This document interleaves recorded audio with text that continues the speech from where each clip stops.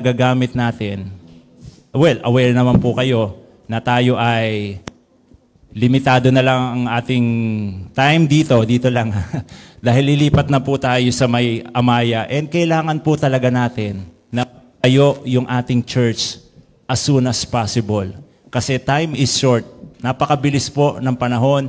July na, tag-ulan na, nasa kalagitnaan na tayo ng July. And 2 years na lamang po tayo dito.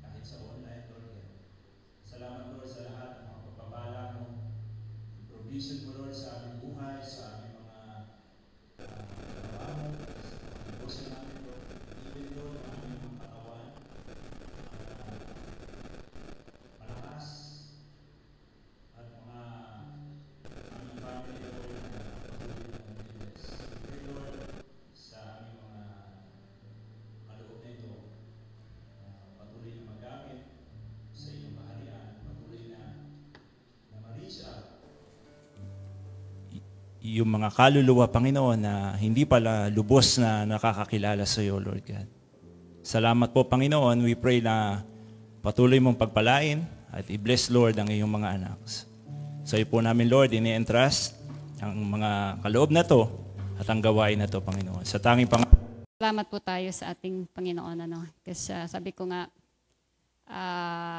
I really asked to share the word today because on Tuesday I'll be leaving again for Mindanao, and maybe I'll be staying there till August. So before I leave, makapag-share po muna tayo because the first week that I've shared the word, it's still continuation po nung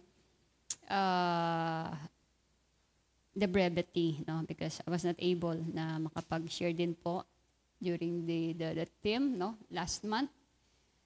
Kasi we give way to those pastors na bumisita po sa atin dito. At again, papasalamat tayo sa Panginoon, praying na umayos na po ang panahon. At nakaalis na po yung bagyo na marami rin talagang binaha, even in our place in San Jose. Talagang nagmumistulang ilog yung mga kakalsadahan doon. And then, by God's grace, yun naman pong pinakalugar namin doon ay okay naman. Hindi naman inaabot ng ganong baha. So, siguro talagang climate change, at hindi lang naman dito, even in the US, all over the world, flooded talaga. Kaya Well, sabi nga nung isang what's going on with the world? So, they don't know already what's going on with the world. Sabi nga nila, is it really last days? Pero sabi nung isa, no, it is not last days, no, but it is the last of the last days. Kumbaga sabi ko nga sa calendar, it's not only in December, but it's on December 31 already. So that's what they predict, Anyway, for all of us na sabi nga patuloy na talagang tumatayo sa salita ng Panginoon, what more important is prepare po ang bawat isa sa atin. If it is pre, post, or mid, whatever. Sabi nga, yung pag-aantay ng mga Kristiyano with regards sa rapture, alam nyo, kahit saan ka magbukas ng bukang yan yung mapapanood mo. And Christians are really, waiting for that. Because that is the blessed hope of every believer, Yan pong rapture na yan. Kaya doon po sa mga magpapakasal, habol, So before the rapture, okay, magpakasal na. Hindi ko nga lang alam kung yan ba isa sa requirements, so that you can be involved. Baka mapilitan ako, So, but anyway, thank God it's not. So, purihin po ang Panginoon. At yun po, with our theme for this month about right believing that will lead us to right living, So, ito pong ating pag-usapan, actually, pinabagatan na lang natin, we should be arriving, not only believing, We should be arriving, not only believing. Dahil halos lahat naman po talaga, sabi nga po, ay mayroong mga kanya-kanyang belief. Actually, ito pong sa passage na to, during that time, when Paul wrote this, it describes people, na sabi nga, who are always learning but never able to arrive at a knowledge of the truth. Sila po yung mga tao na ang hilig nila na mag-aral. Kumbaga, ang daming mga kinukuhang kung ano-ano na could really, tawag dito, add knowledge. May mali ba ako sa pagkakahawak? Okay.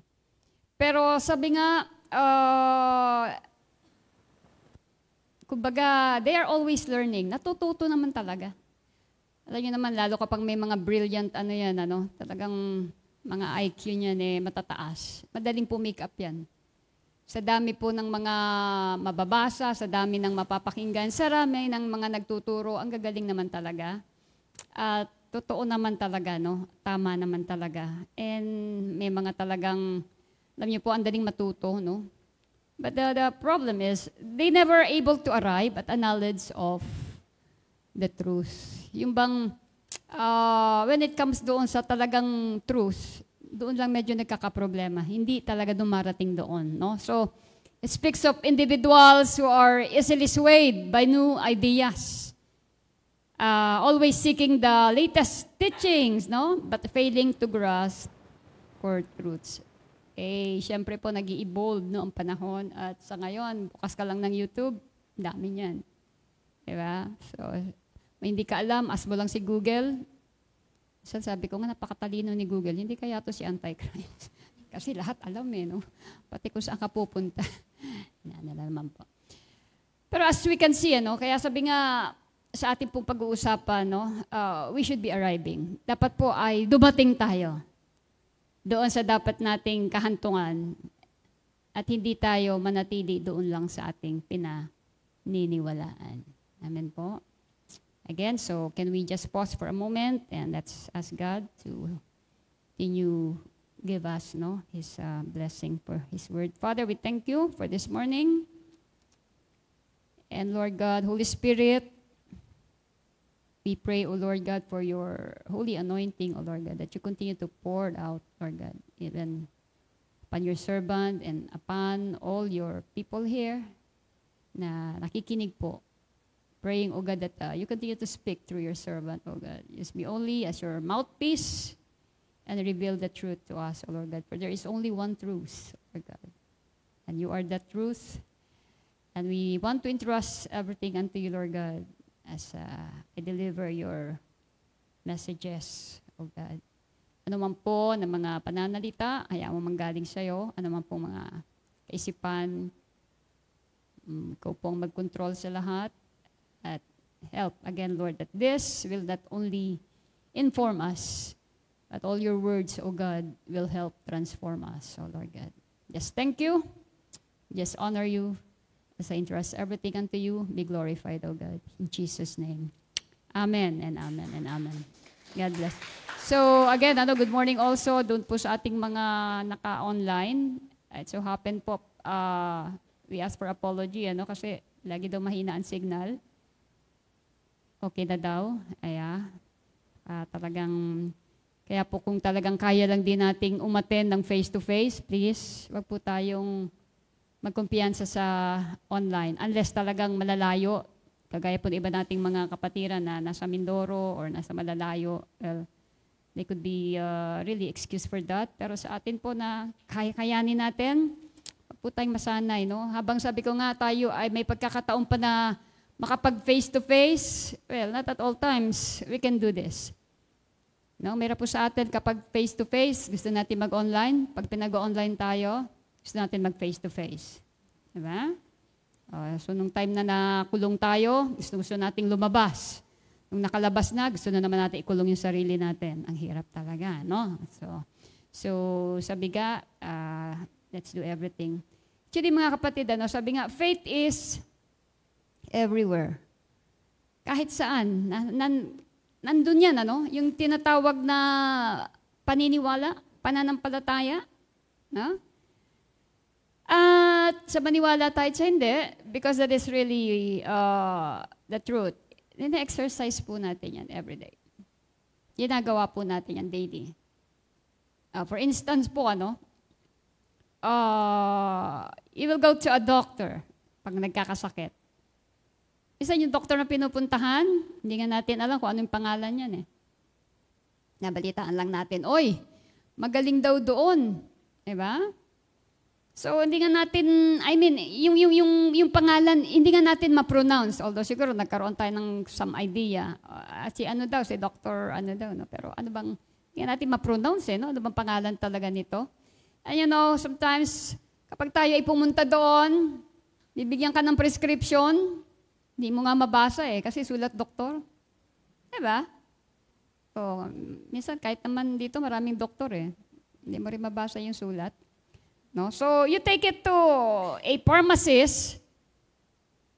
Hindi nga natin nakikita yung pharmacist. Usually, pag nasa pharmacia tayo, hindi naman lumalabas yung mga pharmacist na yan. Pero sila yung nagbibigay ng gamot na yan. No? And, pagbigay ng gamot, hindi nga natin maintindihan ano ba itong gamot na to.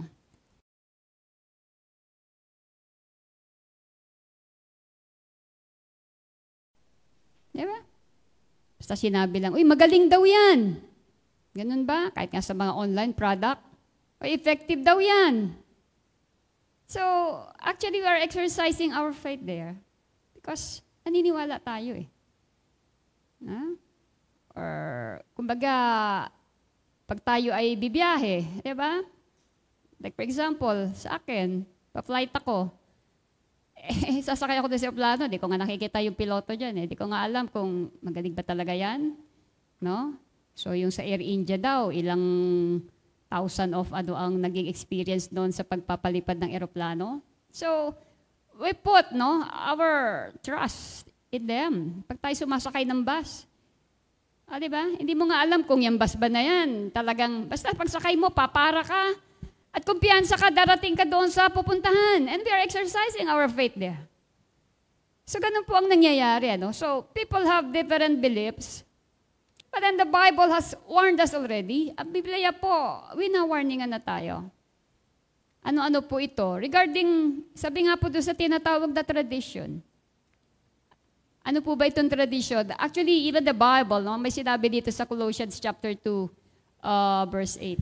So happen, I cannot really, So sabi nga ng Lord dito, see to it, that no one takes you captive through hollow and deceptive philosophy, which depends on human tradition and the elemental spiritual forces of this world, rather than on Christ. Tradition. Actually, sabi ko nga, even ang Christmas, it can be a tradition. Kung hindi tayo babase based on the Word of God. For we all know, December 25 is that actually the birth of Jesus. And yet we are celebrating that. Now, kung hindi po natin yan kukunin sa biblical principle, it can be a tradition. So paanong paraan po yan nagiging tradition? Naintindihan po ba natin na ginagawa ng maraming tradisyon yan? Yung Christmas? In what way? Pag walang bago, hindi Pasko. Di ba? Kaya nga malungkot tayo pag walang bago. Dapat may bago. Dapat may handa. Di ba? So we're playing songs about Santa Claus is coming to town. You see? That's a tradition. Sino ba ang darating dyan? Si Santa Claus? It's not. But then we are celebrating the birthday of Jesus and yet we are proclaiming Santa. Kaya mga bata, mas familiar sila kay Santa Claus kaysa kay Jesus during Christmas. Yeah? So, kung makikita po natin, it's part of tradition. The only time na sabi nga po yan ay hindi magiging part niyan if we will just celebrate that because we all believe ay pinanganak ang ating Panginoon. Pero sa totoo lang po, if we will be basing that on the Bible, hindi po pwedeng December yan. Kasi malamig masyado yung time na yan at hindi po pwedeng lumabas yung mga pastol. Kaya lang, sabi nga, sometimes it's not really the date, no? But it's the way how we celebrate it. Paano ba natin isineselebrate? Kaya lagi natin sinasabi, pag tayo po ba ay nagbe-birthday, no? O kung tayo ay pupunta sa isang may birthday, ano po ba ang usual na ginagawa natin? Ha? Lalo dito, dapat po mag-prepare tayo ng gift. Tama po? Kasi may birthday pupuntahan natin eh. Paano kung pupunta tayo sa isang may birthday? And then naantayin natin yung celebrant. Bigyan tayo ng regalo. At pag hindi tayo nabigyan, sasamain loob natin pambihira. Pumunta pa naman ako sa birthday niya bago hindi niya ako binigyan ng regalo.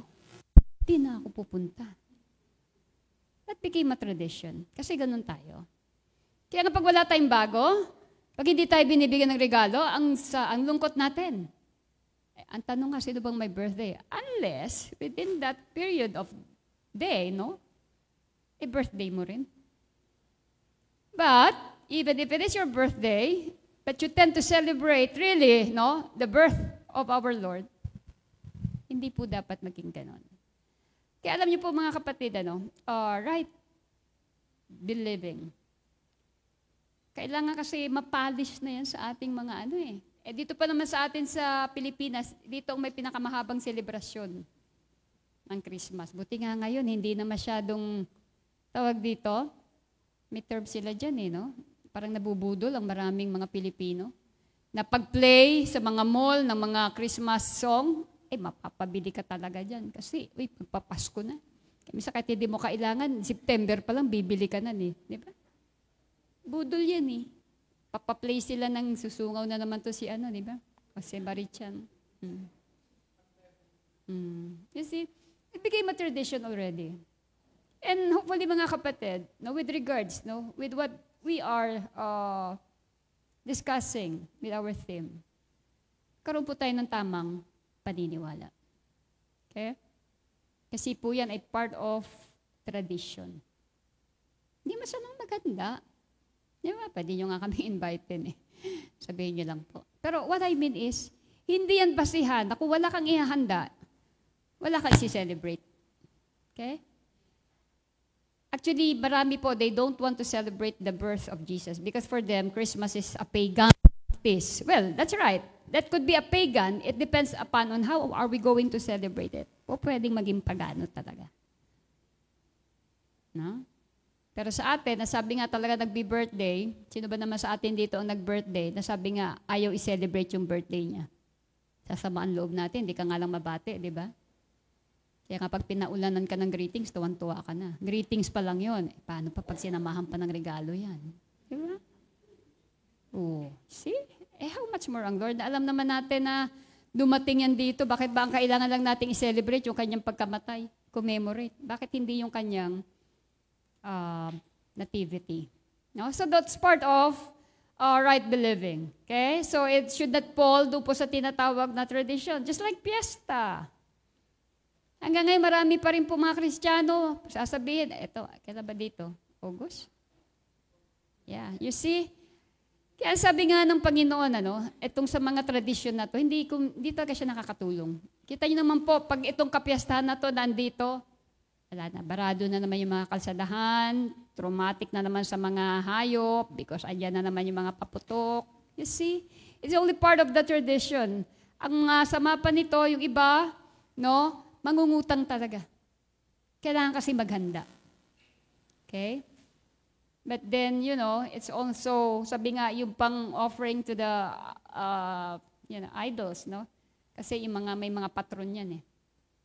Okay?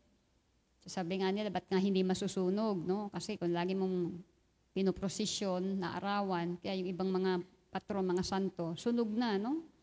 So, but they kept on, making that as their patron. So, kaya minsan nakakalungkot po pag magsasabi di po kami makaka-fellowship kasi piyesta sa amin. What? Are you still inbound of that kind of belief? That is not the right thing to believe. Pero sasabihin, masama po bang maghanda? Aba, hindi naman. Kung hindi mo naman yan inihanda para doon sa patron mo at kung baka sakali, may dumaan, di ba? Wala namang problema yon as long na hindi ka mahinder niyan. Kung maghahanda ka at may kakain naman, bakit hindi? But you should not be bounded with that belief because it is fiesta. Okay? Minsan natataon pa naman yan pag linggo. I can still remember before, dahil Sunday pumatak yung fiesta. Ang daming bakante. Pag tinignan mo, yung iba na miesta na rin doon. Yung iba nagmamadali. Kasi pupunta daw doon sa piyestahan. Okay? So, we must, kumbaga, correct, our beliefs. Okay? So, ang dami po kasing tradition. And even the Bible, has warned us already.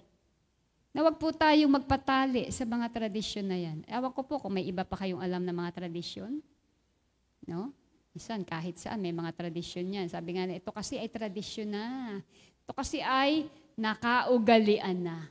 Yun Pag sinabing tradisyon, nakaugalian na. Okay? Pero kung minsan may mga tradisyon po na sinasabi na maganda naman. Or yung sinasabing some is kultura, Kagaya po sa atin dito, sa mga Pilipino. Remember during the day of mission, they were able to parang, what is that word na pwede kong ilagay? Na-appreciate nila. Nasabi nila, dito pala sa El George, Tansa, GMI, ang mga kabataan pala dito ay marunong pa rin mag-bless. And they feel so appreciated and respected because of those youth and children who still know how they were able to preserve that kind of culture. Kasi maganda siya. Dahil in an Asian country, alam naman natin, even in Japan, what is their gesture of respect then? They bow down. Sa Chinese, ganyan din ba? So different. Pero hindi inaalis yan. Why? Because even if you relate that in the Bible, kukonek yan siya. That is one of the respect that you can give to the elderly. Kaya nga dito, marami, hindi siguro nasanay, pag sa bahay, pupunta sa mga magulang, high five. Pero, you know what? Tinuturuan po tayo ng salita ng Diyos. Diba? So, tinuturuan tayo. Kung ano yung mga magandang bagay na dapat maikukonect natin sa kanyang salita, we should preserve it. Kaya turuan po natin. Mga bata, na hanggang makalakihan po nila yan. Kahit sa Amerika, Pilipration. Kasi nakikita nila doon yung mga pumunta mga Pilipino, they still bless, to the elderly. At na-appreciate ng mga Americans. Sabi nga nila, you're really so that respectful, to your elderly. So ituro po natin. Wag lang puro high five. No? O puro high na lang dyan. Minsan na, sabi nga niba, hindi kasi namin nakasanayan yan. Uy, lahat naman ng bagay, hindi natin nakasanayan. Pero later on, as we practice it, practice will make it perfect. Amen po ba? No? So, yun po. That's why, mga bata po dito, kung makakakita ng matatanda, hindi po kumakamayan. Kinukuha po nila yung kamay. Binabalik naman, no? Binabalik naman po. So, po kayong mag-alala. So, ibigay po natin. When they ask for your hand, please just... Pag na po tayong, bata-bata ko pa. But if you think, yung kumukuha naman ay mas bata sa iyo, that's for teaching. Ano ba nangyayari? Dapat po hindi ako gagalaw. Hindi na ako natuto no? It's okay, but lakas pa naman ito. Ako lang siguro may problema, Brother AJ. Oo. Lakas pa naman, di ba? Rinig pa naman ninyo ako. Yeah. So, superstitious belief. Ano po ba yung mga pamahiin? Iba kasi yung tradition sa pamahiin Ano po yung mga pamahiin? Magaling tayo dito O yung bigasan, dapat hindi yan maubusan ng laman. Kahit ipangutang mo yan, punuin mo yan. Di po ba? Kita niyo po ba yung malaking epekto niya sa atin? Because of that belief that we have, and it's not really that right, kakaproblema tayo. Kapag may namamatayan po, anong ginagawa doon sa kabaong? Yung mga apo, itawid dyan. Minsan, ang bigat-bigat ng apo, no? Taba-taba, hirap na hirap yung nagtatawid. Nahulog pa doon sa nicho, sa kapin. Bug! Diba? O minsan, yung makikita kaya, bakit may sisiw dyan? Ano ba to? White leghorn? Ano ba ito? Sa totoo lang po, hindi ko rin alam. Bakit may sisiw? Po? Justice! Oh my God. Oh, you see? Saan po yan? Saan po yan makikita? My God. Oh, you see? What superstitious belief? Could it be helpful? Hindi yan makatulong Wala kasi siyang basis. Di ba? Actually, one of that is yung paapat na po, 40 days. Wala po yan sa Bible. Sabi nila kasi si Jesus nag-resurrect talaga yan yung mga nawala po, diretso na yun sa langit, cut off na yan dito sa lupa. That's why sabi nga, nung pinresen ko po yan, during that time, no, the other week, to be absent from the body is to be present with the Lord. Kaya once na yan po ay yung kaluluwa niyan umalis na, well, tapos na po yung contract. What you can only see there is the tent, no? The earthly suit. Pero yan po ay maliwanag na nasa Panginoon na. No? Kaya minsan pag titingnan natin, maglulupasay dyan at talagang yung ganyan ang gagawin. No? And pagdating ng time, one thing that we should not do, kapag tayo po ay, hindi naman masamang alalahanin, especially, we should really remember them because they are our loved ones. If you want to celebrate, no, parang i-commemorate yung kanyang kaarawan, that's good. Pero wag mo nang doon sa picture niya, o kumain ka muna dyan. Ay, wag po natin gagawin yun. We will be sinning if we will be doing that. Tapos, nung nakitang binawasan, ay! Kita mo, nagutom talaga siya. Kinain niya. Nagustuhan niya pa rin yung luto ko. Di mo alam, mayroon palang nandalim na bata na kumukuha. You see? Alam niyo po pag ganyan, because of that kind of belief that we have, nagiging katawa-tawa po tayo. But we have the Bible actually. No? Sige na. Si Brother AJ. Pag ganyan naman yung mag-aabot ng mic, ay gaganahan ka. Napakagwapo Okay, sige. So, yun po. Kaya nga, kumbaga, malaking bagay po na tayo ipatuloy po na nag-aaral talaga. Maraming paniniwala, maraming pinaniniwalaan. Ang tanong, tama ba? Yun po. Doon lang talaga magkakaiba.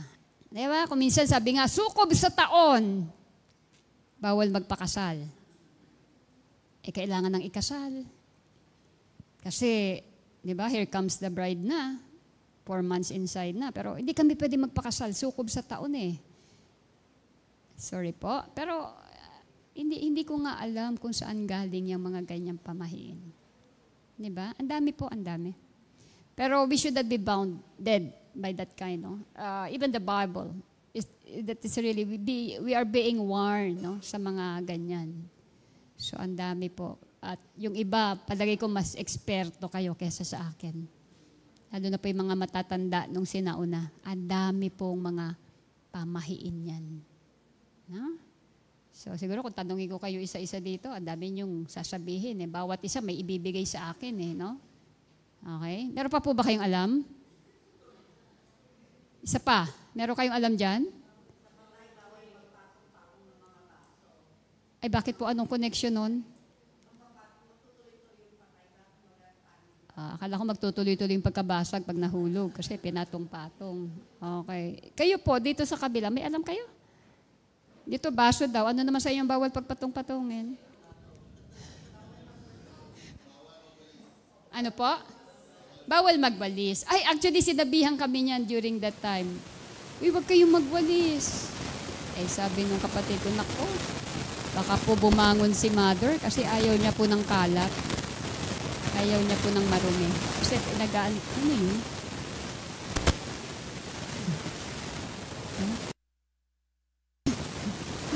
Hello. Oh. Ano nangyari? Ay, ako ano kasi mga pinagsasasabi nyo?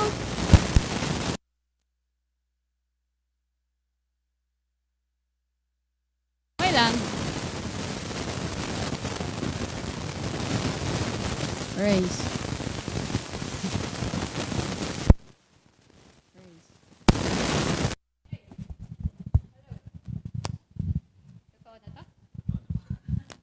Praise. Ayun. Totoo na daw ito. Sige. Sige lang, exercise ka naman pag ganyan.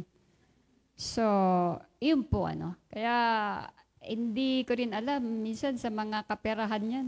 Paggabi, wag ka nang mangungutang. Eh, doon mo kailangan emergency. Hindi pwede. Gabi. Kaya kita nyo po, yung mga belief na yan, di ba? Para malaman kung okay ang bahay, ipupungso yan. My goodness. You see? Well, we are just discussing this in order for us, na sabi nga po is maitama natin. Kasi, well, aminin man natin o hindi, parang yung iba ata bounded pa sa ganyan. Please, no? We must have that right believing, no? With that kind of belief that we have. Kaya nga tayo ay pinalaya na. Di ba? Sabi ng Bible, pinalaya tayo sa mga ganyang paniniwala na nagpapahirap sa atin na, alam niyo po kapag ang isang bagay nagbibigay sa atin ng takot, well, it doesn't come from God. Pwede mo lang katakutan yung dumating sa time, hindi ka makasama sa Panginoon. Yun lang talaga yon. Pero aside from that, sabi nga, wag na tayong magpaniwala na bawal yung ganito, no? About certain foods or whatever, di ba? Sabi ng Bible, because we have been freed by the Lord, no? At tayo po ay pinalaya, kaya wag na daw yung bawal humipo or bawal sa ganito. Ang daming mga bawal. But we are already sa grasya po ng Panginoon na mumuhay ngayon. Okay? Kaya nga kumbaga malaya yung bawat isa, pero hindi naman natin ginagamit yung kalayaan na yan para abusuhin ang salita ng Diyos. So religion, Diyos ko, kanya-kanyang paniniwala ito. At halos lahat naman po ng relihiyon sinasabi, kami ang totoo, kami ang tama. Kung hindi kayo papasok sa aming iglesia, di ba? Hindi kayo maliligtas. At ang iba ang paniniwala nila, di ba? Na ang ating Panginoong Jesus ay si Batman. Di ba? So baka po naririnig nyo yung mga ganyang paniniwala. Hindi siya naging si Superman, kundi si Batman. Di ba? He is not God, Batman. Yan po, kaya po siya naging Batman. Okay? Kayong iba hindi lang po alam. So, ang dami po eh. Kaya nga kung titignan natin, may kanya-kanyang tinatayuan, may kanya-kanyang pinaniniwalaan, at may kanya-kanyang kamamatayan. Kaya sabi nga nung iba, dito na ako, nakamata, dito na ako nagising, dito na ako tumanda, at dito na rin ako mamamatay. Well, pwede po talaga dating sabihin, mamamatay ka talaga. Pag hindi ka umalis sa ganyang paniniwala, mamamatay ka talaga. Kaya nga po sa atin, born again is not a religion. It is purely a relationship. And that is yan lang po yung dahilan kung bakit ang Panginoon ay pumunta rito. Para po ibalik ang relasyon na yan. For us to have a relationship with Him, with God. And not to have a religion. That's why we are not offering any religion. And we are not saying, pag kayo po ay sumama sa amin, maliligtas kayo. Mga kapatid, kahit dito ka pa tumira, it will not give you the assurance unless, sabi nga po, yung ating pinananampalatayanan ay ating isapamuhay. No? It does not guarantee even if you become a pastor, but you will not apply what the Word of God is saying. Well, napakahirap po pag ganun. No? Wala tayong ikakabit doon. So, even religion, napakaraming relihiyon nga na nagsulputan. Amen? So, I just want to cite some lang po. Kita nyo po yung nagagawa nung tinatawag na maling paniniwala, pero pinaniniwalaan. Have you heard the Guyana tragedy? Alam niyo po itong Guyana tragedy? Ewan ko kung nabalitaan niyo ito. Because it happened 1978. Basa ko lang naman po. No? So, sino itong sa Guyana tragedy? Ang founder po nito ay si Jim Jones. Actually, during his leadership, nagkaroon po ng mass suicide dito. Yung kanyang mga miyembro, no? Ay talagang intentional, Gumamit po sila ng cyanide and Valium. Ininom po talaga nila to. That is poison. Pero because of the influence of that leader that they believe, kaya nga sabi doon sa Berea learn to read the Bible. Di ba? Wag yung sinisiran ka, oo ka lang ng oo. You search the scripture. Baka mamaya tinuturo dyan, wala pala dyan. And that's what happened then, no? On November 18, 1978, 912 people died from drinking poison.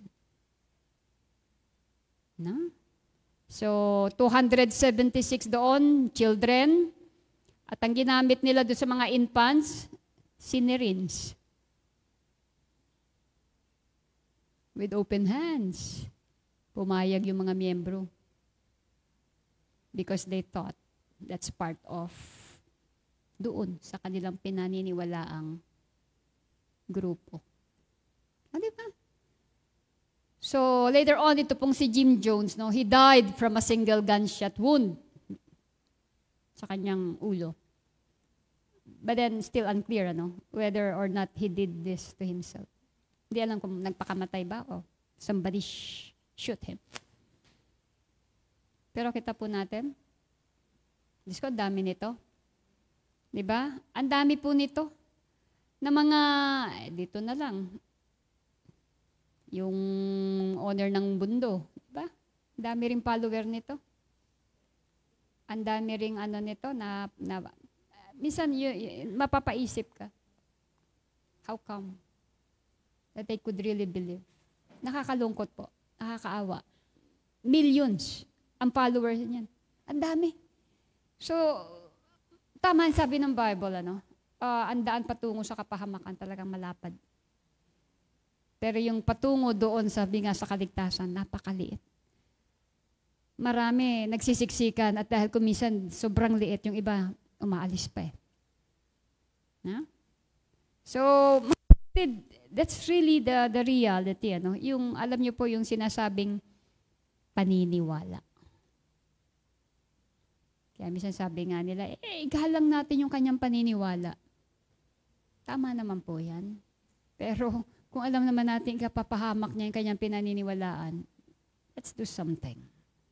If we really care, if we are really concerned, wag po natin silang hayaan na manatili sa ganong klase ng paniniwala. Okay? So, true faith, sabi nga po, is not only believing, but right believing. So, ito po yung sabi dito sa Hebrew, no? Chapter 11. Let me just cite this to you.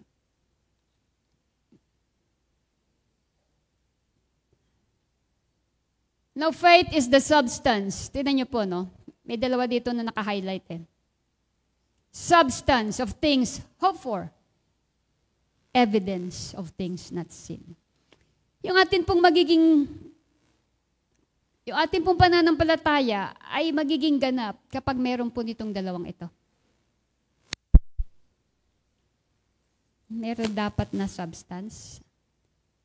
Meron dapat evidence. Kahit sa korte, mahirap kang makapanalo ng kaso kapag wala niyan. Wala kang ebidensya.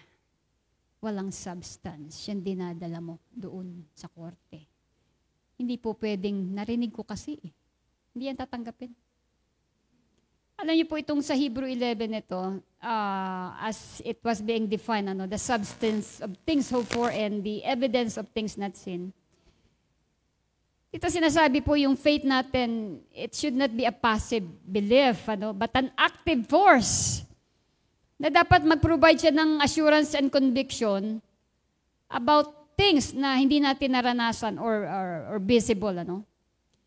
So, dito po, sabi nga, dapat ito ay real and tangible in a way that, sabi nga, transcends mere wishful thinking. Ibig sabihin, mayroong, pag sinabing substance, kaya sabi nga, ano mo daw malalaman kung yung orange na yan ay talagang true? Ha? Paano masasabing true orange yan? Ha? May pulp bits. Alam na alam mo, true orange yan may pulp bits eh. Talagang in-squeeze yan galing doon. Iba, food color lang eh. Yan yung advertisement nila. Pero it could be true also, no? Kaya sabi nga, it must have evidence. Sa atin po, ano ba yung substance niyan, Kumbaga, ano ba yung evidence niyan? Marami tayong makikita, the Word of God, Jesus Himself testify. At ano yung evidence niyan, Nasabi nga, tayo mismo nagpapatotoo. At talagang tama ang sinasabi ng Bible. Kagaya nung prescription, paano man nasabi na yung gamot ay talagang mabisa? Dahil ba nabasa mo lang? O dahil ininom mo? Doon mo lang naman napatunayan mabisa nung nainom mo. Pero hindi dahil nabalitaan mo. Sabi nila magaling daw yung gamot na yan. Kaya lang nung pag-inom mo, lalo kang lumala. Di po ba? So, kaya kung makikita natin, sabi nga, dito po sa James, let's just take a look on James. Do you believe that there is only one God? Tayo po ba naniniwala, mga kapatid? Isa lang ang Diyos? Yeah, sabi nga ni James, good.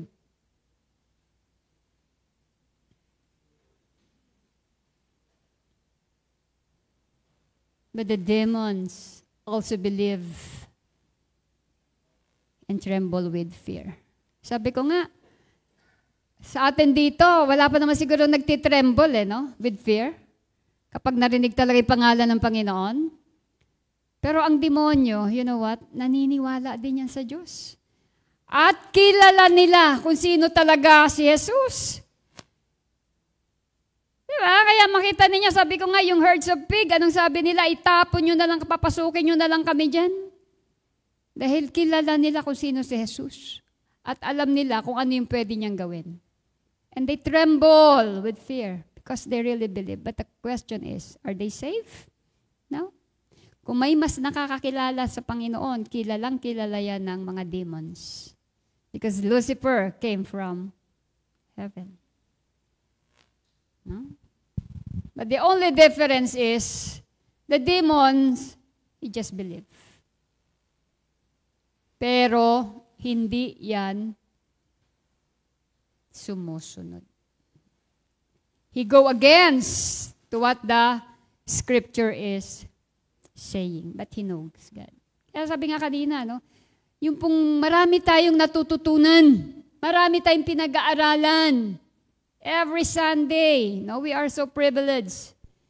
Every midweek fellowship, every cell group, we can accumulate, no, so much of the knowledge that we can have through the Word of God.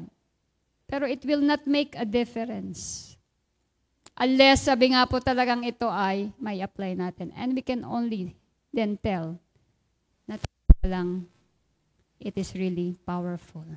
So our faith must continue to be stretched. No? Alam niyo po, yung ating pananampalataya, parang muscle daw to. It needs to be stretched. Yung mga inaantok po, you need to stretch. Okay. No? Praise God. So, ano pong ibig sabihin nito? How can we stretch our faith? Kasi meron pong tinatawag, una, no? Dalawa po to sila. Yung una yung tinatawag na claiming faith. Ano itong claiming faith na ito? So, it's like playing offense. Pag sinabing offense, ofensiba, umaatake ka. So, it is aggressive, no? It takes initiative and lays hold of what God has promise. It actively persists and obedience until it has the answer. Yun po yung claiming faith. Like what happened doon sa woman with a disease. Alam nyo, dinudugo siya for how many years? Oh, yan, ano, can we see the passage here, Pastor Archie? Pero sabi nga nung time na yan, ano, talagang nung nabalitaan niya ang patungkol sa ating Panginoong Jesus, out of that crowd, nakipagsiksikan siya doon. At pinilit niya na sabi niya nga, mahawakan ko lang yung laylayan ng kanyang. Alam ko, ako ay gagaling. That is claiming faith. No? Kumbaga makikita natin na talagang merong, sabi nga dito, no, it takes initiative and lays hold of what God has promised. So it is aggressive, playing offense, and it actively persists through prayer and obedience. Mga kapatid, ano po ba yung pinaniniwalaan natin? Just like that woman, no, na dinudugo. Yung faith niya dito, talaga kung makikita mo, it's really very aggressive na out of that crowd, sabi niya, mahawakan ko lang yung laylayan. I know, I'll get well. And you know what? Nung sa dami ng mga tao na nandoon during that time, no? Na-recognize siya ng Diyos. Na-recognize siya ni Jesus. At ang sabi ng Panginoon, somebody has, sino yun? May humawak doon sa laylayan ng akin. Ay, sa dami ng mga tao doon. Pero alam niyo po, sabi nga no, ng Hebrew 11:6, without faith, we cannot please God. Alam na alam ng Diyos, yung lumalapit sa Kanya, tunay, buo yung pananampalataya. Nare-recognize niya. Kita niyo po yung naging attitude po nung woman na yon. Talagang buo. Sabi niya, Lord, mahawakan ko lang yan. And that time, kasi naramdaman ng Panginoon, may lumabas na kapangyarihan sa Kanya. You see? Nare-release yung power ng God with that kind of faith, which is really claiming faith. Kumbaga, kinlaim natin. Huh? So, meron po ba tayong pinananampalatayanan at sinasabi natin, Lord, di ba? Ayan, no? Naramdaman ni Jesus na may kapangyarihang lumabas sa Kanya, kaya't bumaling siya agad sa mga tao at nagtanong, sino? Do we think hindi niya alam? He is all-knowing. Sino ang humipo sa aking damit? Can we continue, Pastor Archie? Alam niyo po, takot na takot yung babae. Nung na-recognize niya na naramdaman ng Lord, ano? Nasabi nga talagang humawak siya doon. At kumbaga ay umano siya, no? Kumbaga, tawag dito, Nag-all out siya. Lumabas siya at sinabi niya na ako po. Although natatakot siya, nanginginig siya. But with that, no, ay pinuri siya ng Panginoon at sabi niya nga, only believe, di ba? So, kumbaga, nung time na yon, na-receive niya yung kasagutan sa kanyang panalangin. Because of that belief. Kung buo ang pag-aalinlangan, nasabi nga talagang tayo ay mananampalataya. Minsan po may mga problema tayo. Pero ang tanong, buo po ba? No? Minsan may mga sitwasyon at kung titignan natin talagang kakailanganin yung pananampalataya dyan. Ilalagay ka sa sitwasyon na yan na gagamitin mo yung pananampalatayang yan. That is claiming faith. So sabi nga po, kagaya ng sinabi dito sa woman na to with a disease. And another one is yung pong tinatawag na trusting faith. Yung kanina claiming faith, ito naman po ay trusting faith. Ano ito? It is like playing defense, ano? So kanina offense, itong trusting faith, defense. Yung kanina aatake ka, ito naman, ito ka lang. No? So sabi nga, it is calm and quiet, built on a personal relationship with Jesus Christ. So kagaya po ni Jairus, ano, doon sa kanyang anak, na sabi niya, nung may mga nagsabi doon, patay na yung anak mo. Pero nung sinabi sa kanya ng Panginoon, umuwi ka na. No? Ayan. So sabi niya, wag na po ninyong abalahin ang guro, sabi nila. Pero kung makikita natin, si Jairus po ay nanampalataya. Yung pong sinasabing trusting faith, hindi siya nagpi-play ng offense, but he's like playing defense. Ano? So, calm and quiet. Nung pagkasabi sa kanya ng Lord, tahimik lang siya. Why? Because it is built on a personal relationship with Jesus Christ. Kamisan, kahit na nga yung mga naririnig natin, negatibo na, for how many times, ano? It happened, no? Kasi, just like what happened to Pastor Ronnie, kasi oftentimes po yan talagang nagbe-message. For 2 years' time, ang kanyang test, no, na ginagawa, ang tagal pala pag sa Amerika, before you can be a candidate, no, to be a kidney, parang mag-transplant ka, no? Mabigyan ka ng donor. Kasi sisiguraduhin nila na walang magiging depekto dahil pag may problema sa pati ngipin, binubunot, kung may mga sira sa puso, no overhaul. Para hindi masayang yung kidney.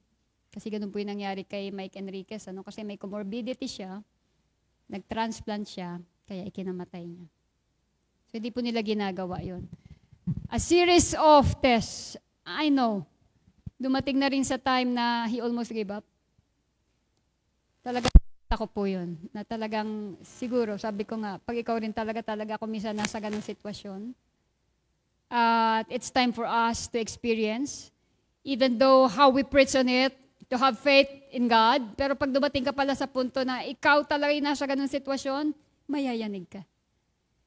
Kaya lang sabi ko nga, iniisip ko, ano, with regards, ano ba yung natayuan natin with our faith with the Lord? One thing na like ko sinasabi, Lord, I know it is still your will. Although, out of your sovereignty, diba? Hindi natin siya pwedeng i-command, but we can still ask kung yan ang sinasabi niya. Like what I have shared with you the last na, nung time na yun sa mother ko, I even bind, ano, kasi I still want him to live, bind the spirit of death, Lord, overhaul. Pero siguro dahil sa sobrang katandaan na rin, ano, doon ko nakita, that is God's sovereignty. Na kapag kalooban niya talaga. Pero kung minsan we can still ask, no? Sabi ko nga, just like Hezekiah, for 15 years, God extended his life. And that's one thing that I keep on praying, no? Encouraging him, sige lang, kuya, sabi ko nga sa kanya, God will gonna still use you here. Kakauwi ka pa. at makakasama ka pa namin. Kasi kulang kami dito. So, we still need you here, no? Para sa gawain ng Panginoon because marami pang nag-aantay. Yung pinaka-last po talaga, no? Ano yan, ang daming instances yan na talagang halos bumigay. Sugod sa hospital, no? Tawag ng 911, di na halos makahinga, nalulunod na. Mga ganyang ano. Po, na during yung in-interview na siya, no? Dahil yun na yung pinaka-final na interview. Kung siya ba ay po pwedeng mag-undergo ng transplant, magku-qualified ba siya. Yun din yung time na nagkaroon siya ng heart enlargement. So talagang he asked for prayer. Please pray for me. Because this will be the last, no? Nasabi nga talagang didesisyon na ito ng doktor. But you know what? I still believe, sabi ko nga, Lord, you still have a purpose, no? Kumbaga, I know it's last days already. And thank God, no? Salamat po sa mga prayers ng bawat isa. Sabi ko nga, Lord, sana hindi yun maging dahilan para mahinder yung kanyang transplant because that will be the final. So, nag-send po siya at yun po, sa ngayon po ay naka-enlist na po siya. And they're just waiting, no, for the donor. Anytime na meron po. So, he will be for transplant already. And sabi ko nga sa kanya, see you soon, big brother. No? See you soon. So, kung minsan, ano, makikita natin yung sinasabing trusting faith, even though, yung mga sitwasyon, it could go against, ano, doon sa nakikita ng ating physical eye. But if we really know God and we really trust Him, we will hold on to it. No? So, kaya sabi nga, he was not alarmed. Jairus was not alarmed. He rested on his relationship with Jesus and he trusted even when he didn't understand. Maraming mga bagay ko minsan, alam niyo po mga kapatid, dumarating sa buhay natin, hindi natin maintindihan. Pero hindi naman tayo sinabihan ng Diyos na lahat kailangan nating maintindihan. Ang sinasabi lang sa atin ng Diyos, kailangan lang natin siyang pagkatiwalaan. Kahit na hindi natin naiintindihan yung mga nangyayari. On my part, marami akong hindi maintindihan. Sabi ko nga, Lord, how come? Na sa amin po na talagang naglilingkod sa Kanya, mula po sa aking eldest sister na pastora din, nagkaroon siya ng stage 4 cancer sa lungs, nagmetastasay sa brain. And while we are really parang, you know, keep on praying for her, sumunod si Pastor Ronnie. Sabi ko, Lord, hindi ko ito maintindihan, ano? But I do believe you have a purpose for all of this. Kaya nga po laging nasa prayer, ano yan, ano? At ngayon po, habang nagwo-word ako dito, kasabay ko rin si Pastora Lily na nagwo-word din doon po sa Pulamalok. Yeah, sige po, wag niyo pigilan niya. Palakpakan niyo po ang Diyos dyan. Dahil ang mga doktor po, hindi rin makapaniwala sa kanya. Sabi na, you're already a miracle. Because she's a stage 4 cancer patient. Yung sa lungs niya, nag-metastasize sa brain. Nung ni-radiation po siya, ang sabi nung kanyang nagra-radiation, ang paniniwala, she will only live 6 months. Eh ngayon po, magti 3 years na. And God continue on using her. Oh? Kaya, kumbaga, it's still, sabi nga po, naka-base doon sa ating faith. How we could really claim and how we could really trust God, no? Doon sa ating pinananampalatayanan. Mga kapatid, I do believe, bawat isa sa atin dito may kinakaharap. Pero paano ba natin gagamitin itong claiming at trusting faith na ito? Sabi nga ng doktor, you have this cancer and you will only gonna live by then. Pero naman yun yung sinasabi ni Dr. Jesus eh. Ang sabi ni Dr. Jesus ay, you are healed. No? Although lahat naman talaga tayo mamamatay, but there will always be an extension if it is not yet our time to go. Kaya nga sabi ko, Lord, kung gagamitin mo pa, please extend. The only reason bakit kukunin tayo ng Diyos, kung tapos na tayo. No? Kaya nga yung iba parang gusto na agad pumunta doon. Pag may problema, hindi pa naman ata tapos Diba? So, yun po yun. Now, kung makikita natin mga kapatid, sabi nga, what are the dynamics of our faith? We all know faith is received from God. So, Ephesians 2:8, we have been saved by faith, through grace. No? For it is by grace, you have been saved through faith. Kailangan lang po kasi natin maintindihan ito, mga kapatid. No? And this is not from yourself. It is the gift of God. Kaya tayo po nakakakilala sa Panginoon. We have been saved through faith. Now, ano sinasabi ng 2 Timothy dito, no?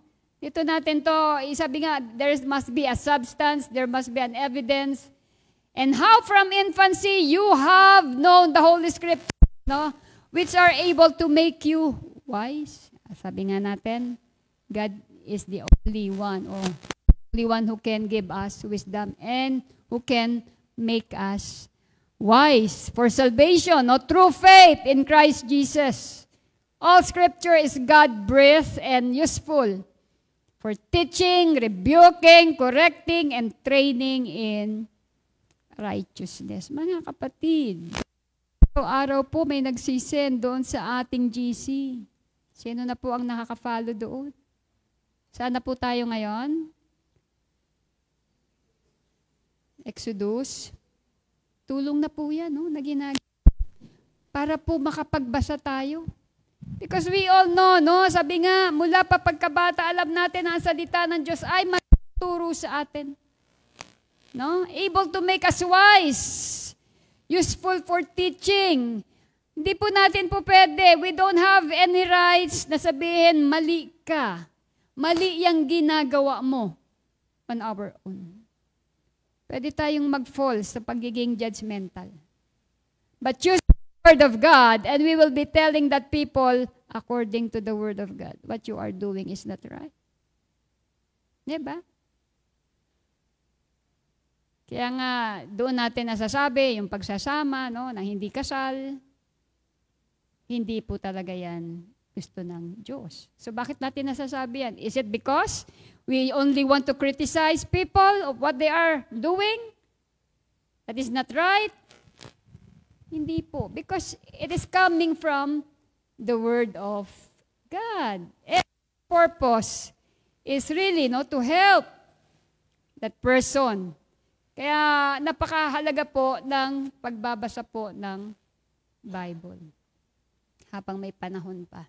Huwag po nating katamaran yung pagbabasa ng Bible.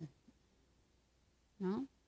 Sa totoo lang po mga kapatid, ilang minutes po nako-consume natin pa nagbabasa tayo ng journal? Ilang minutes?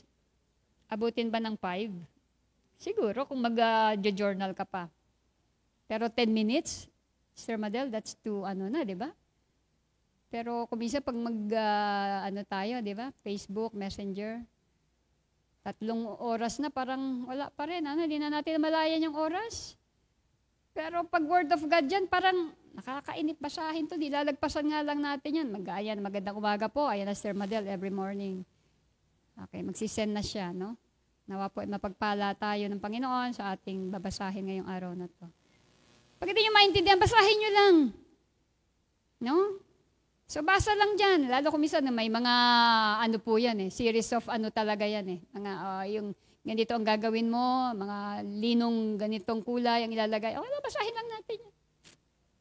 Pag yun ano ba ito? Para saan ba ito? Huwag mo na masyadong pagkaisipin yun. Baka dun ka tumigil. Minsan ang bigyan mo ng pansin yung talagang makaka-relate doon sa ating everyday living. Kasi that's part of the, sa pagbibuild po ng temple yun na sinasabi ng Lord. So faith is developed through the Word of God. Romans 10:17. So faith comes from hearing and hearing and hearing and hearing the Word of God. Magugulat ka naman. You know the power of the Word of God? Kita nyo ba kung bakit talagang may power ang Word of God? Kasi pag napapakinggan natin, inaantok yung iba. Why? Because there is a battle then. Yeah. Alam niyo po doon sa parable of the sower, every time the sower will go at maghahasik, andyan po yung ibon eh. Tutukain na tutukain yan. So that, sabi nga po, hindi yan tumubo. Because the moment na yan ay tumapak sa puso ng isang mananampalataya, whether you like it or not, Isaiah 55, no? Tutubo talaga yan. Nagkakaroon ka talaga ng pananampalataya. That's why all the distraction, gagawin po yan ng kaaway para hindi tayo talaga makapakinig. Di ba? Kaya nga nung nakaraan, sabi ni Pastora Wilma, tapikin niyo yung inyong katabi, i-massage, no? Kasi oras di peligro. Dahil pag nagpabasa na ng Word of God, isa po yan sa ginagawa ng kaaway, no? Talagang, kaya nga po yung isang member natin doon sa Mindanao, talagang ang problema niya po ay hindi siya makatulog. Mayaman eh. Hindi siya makatulog talaga. Pero you know what? Pag pumupunta po siya sa church, tulog na tulog siya. Lalo during the preaching. Kaya nga po pagdaan ng offering box sa kanya, malaki po yung hinihingi sa kanya. No? So, kasi ginagawa tulugan yung church. Okay. Okay. Sana po wag kayong daanan ng offering box. Okay. Hindi. So, joke lang po yun. Anyway, so makikita po natin, sabi nga, as we consume God's Word and exercise it, we build our faith muscle inside. Habang kinukonsumo po natin, di ba? Makikita po natin, pag tayo po ay kumukonsumo, nabibuild po yung muscle faith. May muscle po pala yung faith natin. Kaya makita mo kapag hindi in-exercise, pag hindi po nag-exercise, hindi lumalaki mga muscle sa katawan. Well, alam niyo po, isa sa nakita ko dito na talagang dati ang liit ng katawan si J.E. Oo. Ngayon, hindi lang, sana si J.E. binibir, hindi lang mata ni J.E. ang malaki, pati katawan no? Lumaki na rin. Siguro kabubuhat. Sobrang bigat. Okay, hindi, talagang napansin ko yan kay J.E. No? Talagang, ang payat niya kasi dati, pero makita niyo ngayon si J.E. Wow.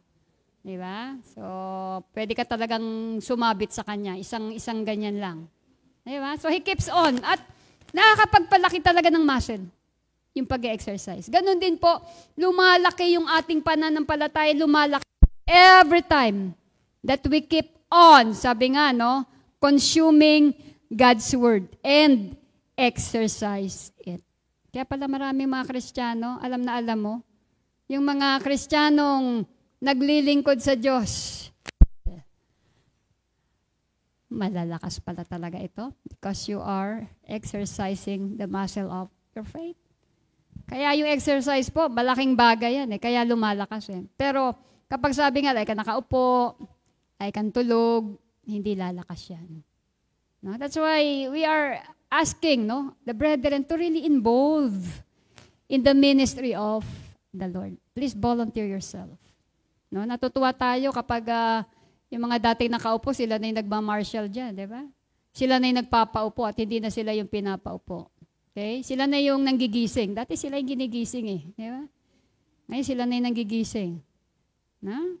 So, yun po. Kaya sabi nga, we build our faith muscle inside. So, not only listening, but doing. Kapatid, ang dami na nating narinig, Ang ulo lang talaga ang lumalaki sa dami ng napakinggan.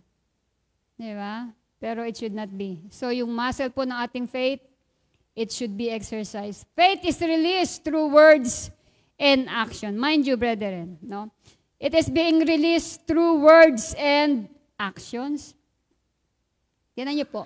Sabi dito ng Romans 10:9-10. If you declare with your mouth, Jesus is Lord, and believe in your heart that God raised Him from the dead, you will be saved. For it is with your heart that you believe and are justified, and it is with your mouth that you profess your faith and are saved. Kaya nga po sa atin, nagpapatanggap tayo. You really need to profess, and accept Jesus. Wala pong nagsasabi, yung aking mga magulang, pastor yan. Kaya nung ako ipinanganak, born again na rin ako. Hindi po totoo yun. Every individual should accept the Lord. Declare it with your mouth. There is an individual who should really accept Jesus. May prayer of acceptance. Hindi po pwedeng, naniniwala naman ako with your heart. Pero confess it with your mouth. Kaya po tayo nagpapa-altar call. Kaya po tayo nagpapatanggap. Kung kayo po ay may mga mahal sa buhay, patanggapin niyo po. They really need to declare it through their mouth. Yung kanilang pinananampalatayanan. Lahat po ba dito marunong nang magpatanggap? Kaya na po ba nating magpa-accept?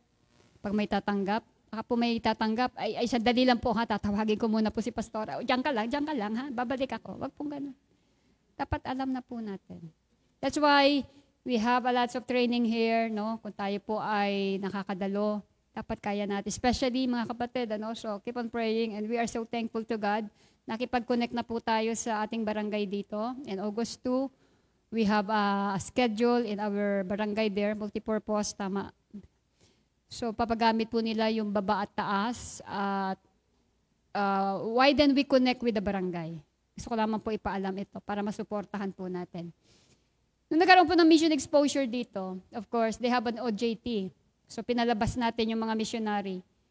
And from house to house, they share the word of God. Yung mga nagtitinda, talagang naabala naman talaga nila. Kaya lang talagang habang nagsasalok ng buko, sinisiran. Kumbaga, yung isa hindi pa makapagtagalog, pinisaya pa.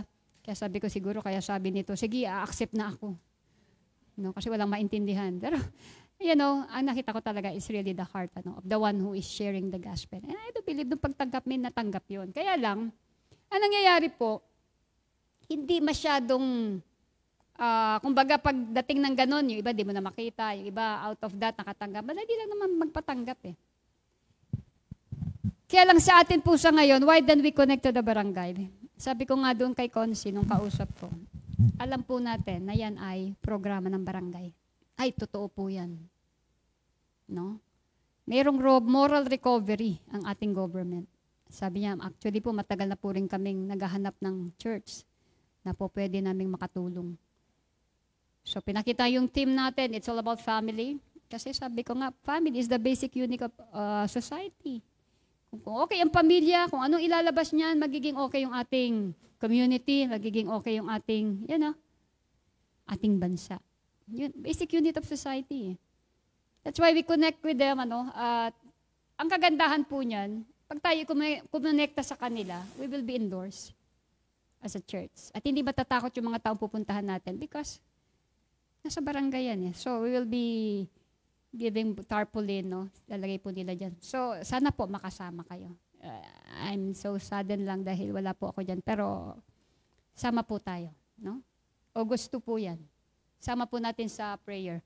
At ang isang programa pa nila, yung mga PWD, yung mga senior citizen, ay kukontakin din nila. At napakalaking bagay po yan. Kumbaga habang yung isa ay kumukuha ng blood pressure, kumukuha ng sugar, makapasok ka lang sa loob ng bahay, ang dami mo nang pwedeng masiran dyan. At least hindi takot sa'yo. Kasi minsan pag tao po, nako, sino ba itong mga ito? Takot yung iba eh. Di ba? Pero kung tayo po ay inendorso mismo ng barangay, we have the covering also with them. Tinatarget po natin ang mga barangay na yan.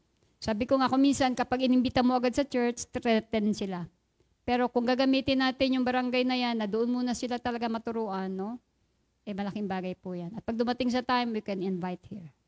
Kasi ang tao pag sinabing church, ay relihiyon yan. Pero yung mga ganyang gawain po, ay malaking bagay yan.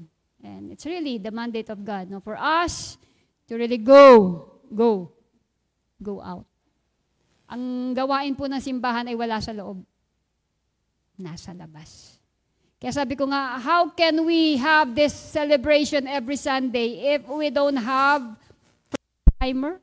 Kaya lang tayo nagsiselebrate dahil merong kaluluwa na tumanggap sa Panginoon. Dapat ganun ang celebration natin every Sunday. Pero kung tayo nagsiselebrate and then tayo lang nagkakakitaan, well, we don't have any reason to celebrate. Dahil hindi natin na-accomplish yung Great Commission na sinasabi ng Panginoon. So we should include that in our activity to always share. At sa mga estudyante, please use that school as your field to really share the Word of God. Hindi na kayo kinakailangan magbahay. No? So, sharean na yan.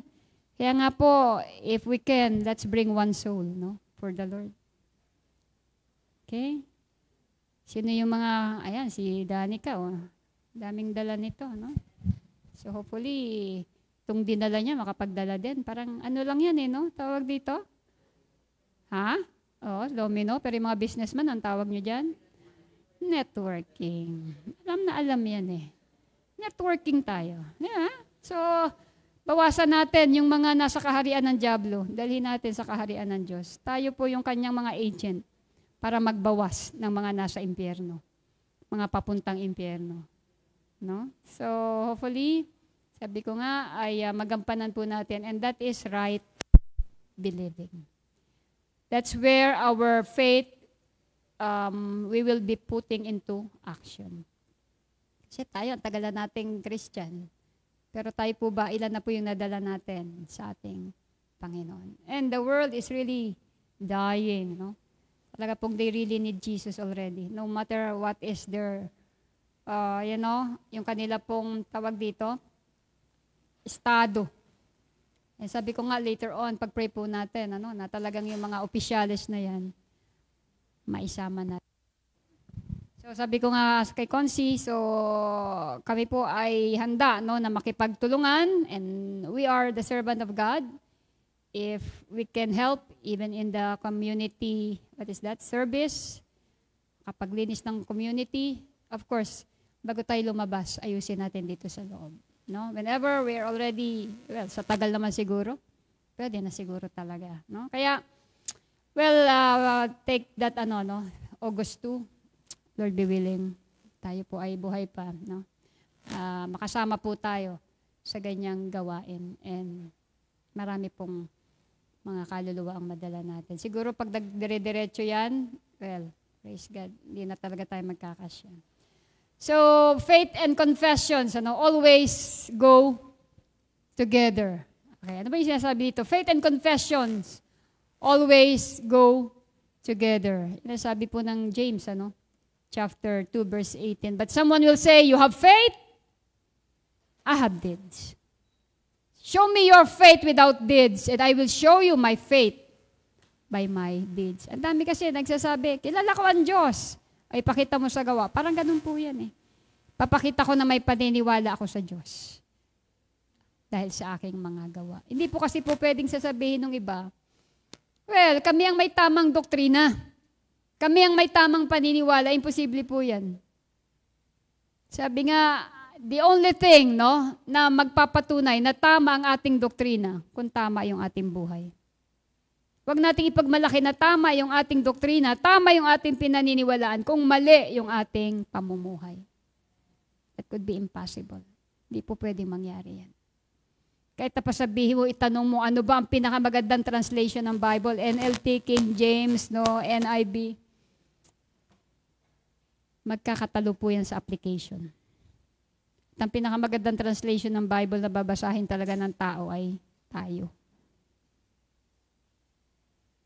Ikaw pa rin. Kaya sabi nga nung ating kapatid, di ba, nagtataka na yung kanyang boss siguro ngayon, no? Bakit mo ako sinisiran? Binabasa ka na nun.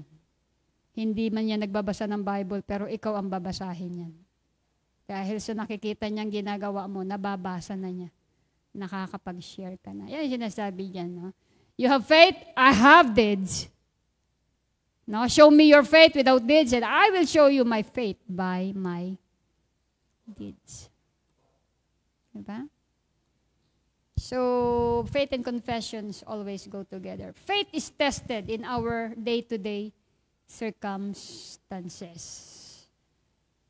Everyday po yan. Basahin na po natin, madalian lang. James 1, 2, and 3. Consider it pure joy, my brothers and sisters, whenever you face trials of many kinds. Iba-iba ang mukha. Iba-iba ang mukha. Kaya nga, pag umiiyak tayo, iba-iba ang mukha ng ating iniiyakang testing. No? Sa iba, in terms of finances, yung iba, in terms of physical, yung iba, in terms of madami, no? Many kinds. Because you know that the testing of your faith produces perseverance. Kaya minsan sabi natin, Lord, ang tagal na. Kailan pa ako makakawala sa ito? Because God wants you to persevere. It produces perseverance. No? Life, sabi nga, will throw you difficult deeds that will test and exercise your faith. Tandaan natin mga kapatid, lahat po na nangyayari sa atin for one reason. Sabi nga ng Bible, ang ginto na nasusunog, pinararaan sa apoy. Para malaman kung talagang ginto. Ang ating pananampalataya na higit kaysa ginto ay pararaanin sa iba't ibang pagsubok para malaman kung totoo yung ating pananampalataya. Sa kabila po ng mga bagay na yan, alam natin, even in the book of Hebrew, yung kanilang pinanampalatayanan, hindi nila nakamit even in this life, but they keep on praising God. They keep on believing God. No? Because they have that faith. Yun yung kanilang It has substance. Again, mga kapatid, the Bible has the final authority. Hindi tayo magsasabi kung tama o mali. Yung buhay ba natin tama o mali? Hindi tayo magsasabi. The Word of God will tell us. We'll always be basing with the substance, with the evidence that we have, and it will all come from the Word of God. So makikita natin sa kabuuan, mga kapatid. Yung right believing po, it can only be possible by being rooted and build up through the Word of God. It can only be possible. Yung tamang pananampalataya. We need to be established in the faith through teaching and to live with the spirit of gratitude. Sabi nga ng Colossians chapter 2, verse 7, kinakailangan daw pong mag-ugat tayo yung ating pananampalataya sa ating Panginoong Jesus. Kaya makita po natin, kapag dumating sa time na sabi nga, umugat na yan, nag-ugat na yan, kahit ang puno, hindi na yan basta-basta masusway. And I think we will be ready really to share the gospel. Hindi mo kakailanganin mag-Bible school pa.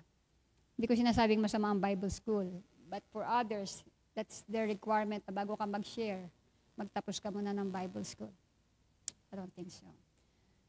So, as long as we have the Word of God with us, and we really have trainings on that, nagbabasa po tayo, that could be enough for us. Amen. So again, mga kapatid, sabi nga, right believing, will lead us to right living. So let's close our eyes and let's bow down. Panginoon, maraming salamat sa iyo sa umagang ito. Ang daming gumugulo sa isip ng marami, Lord. And sometimes we are being swayed. Kasi minsan, Lord, yung mga napapaniwalaan namin, lihis. Kumukontra doon sa sinasabi na yung salita. Although marami kaming naririnig. Aminin man natin, hindi. Pinanghihinaan kami. Sa aming kalooban, Lord God. Minsan, ito rin yung nagtutulak sa amin para hindi na magpatuloy, Lord God. We lose hope. But then, Lord God, we know, Lord, sabi mo nga yung aming faith, every day, you keep on testing our faith. Hanggang saan ba kami? Hanggang saan ba namin, O Diyos, i-apply yung mga bagay na aming pananampalatayanan. Yung mga bagay na aming pinaniniwalaan. Tulungan mo po ang bawat isa, Lord God.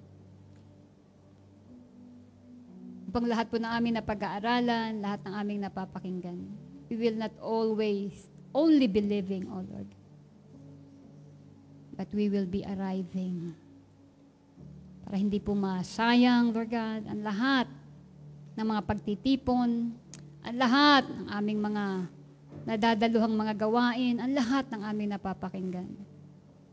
Because there is one thing that you want us to do. Lord, only to apply what we have learned. Help us, O God, by your grace. Minsan, alam namin, hindi po ganon, kadali, kung sa amin. But we need your grace We need your Holy Spirit to help us, to teach us more. Away us from all lies, Lord God, from all errors. And help us, Lord God, to be rooted by your word, O God, so that we will not be swayed.